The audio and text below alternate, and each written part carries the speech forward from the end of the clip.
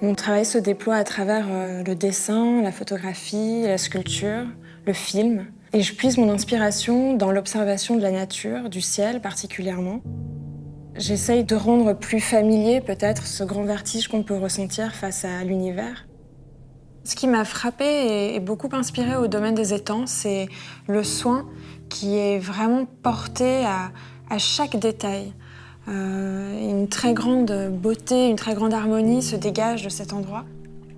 Et en fait, cette harmonie, elle est constituée d'une infinité de petits détails qui sont extrêmement soignés.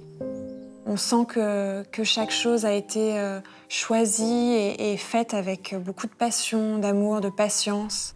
Et tous ces petits détails forment un grand cosmos. J'ai récupéré des cartes anciennes, des cartes marines de navigateurs, et je les ai recouvertes avec du pigment noir. Donc en effaçant finalement la cartographie, ça révèle un autre itinéraire possible. Un itinéraire plutôt à l'aveugle, un itinéraire différent. C'est des cartes qui peuvent nous guider d'une autre manière. Donc c'est un recouvrement du territoire qui devient en fait, qui se transforme en ciel étoilé.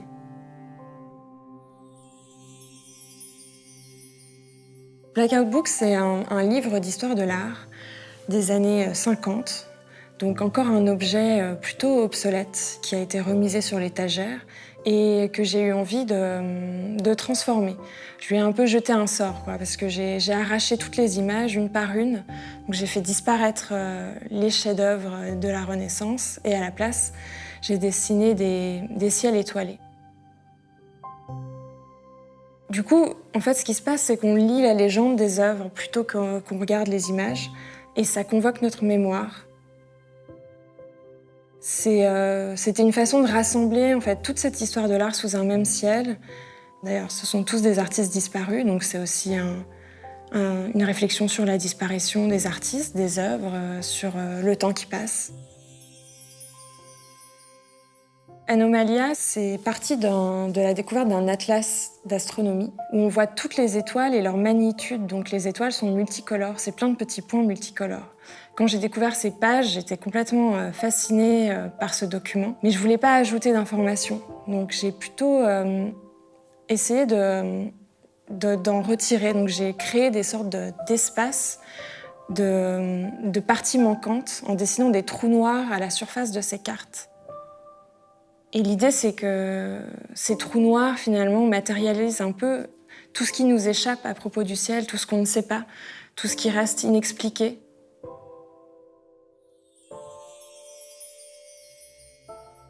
Eclipse, c'est des globes terrestres que j'ai recouverts d'un nuage de poudre de graphite. On est face à un objet qui a perdu toute son utilité. Il y a cette idée de disparition un peu dramatique du globe, et c'est un travail qui invite à réfléchir aux soins qu'on accorde à l'environnement. La question, c'est un peu qu'est-ce qui s'est passé ici On est face à un paysage un peu apocalyptique, à une absence.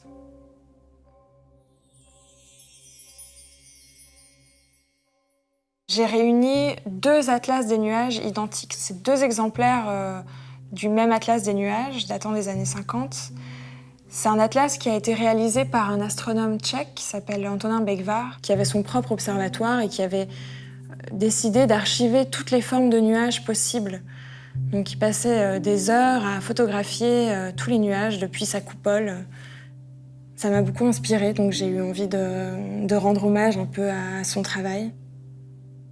En fait, c'est le même livre, donc 2 exemplaires du même livre, que j'ai d'abord collecté. Ça a été très long pour trouver les 2 exemplaires, parce que c'est un livre rare.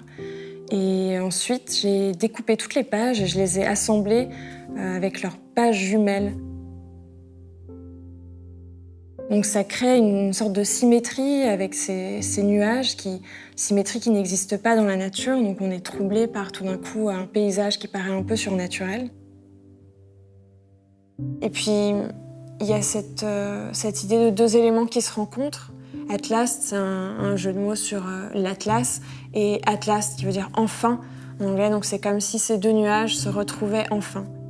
Quand on regarde les arbres se refléter dans l'eau, il y a vraiment souvent cette symétrie entre le ciel, la terre, les arbres qui se reflètent dans l'eau. C'est pour ça que je pense que Atlas a bien trouvé sa place dans la collection, parce qu'ici, naturellement, dans le paysage, il y a ce phénomène de réflexion et de miroir. Il y a un fil vraiment qui relie tous les artistes et toutes les œuvres de cette collection, c'est celui de l'environnement, de la nature. Je pense que chaque œuvre invite à questionner, à observer, à contempler. Et je pense qu'on est un peu comme une grande famille d'artistes. On se retrouve, chacun a son domaine de prédilection. Et on est tous finalement les éléments d'une même grande histoire que raconte ce domaine et la collection Dragonfly.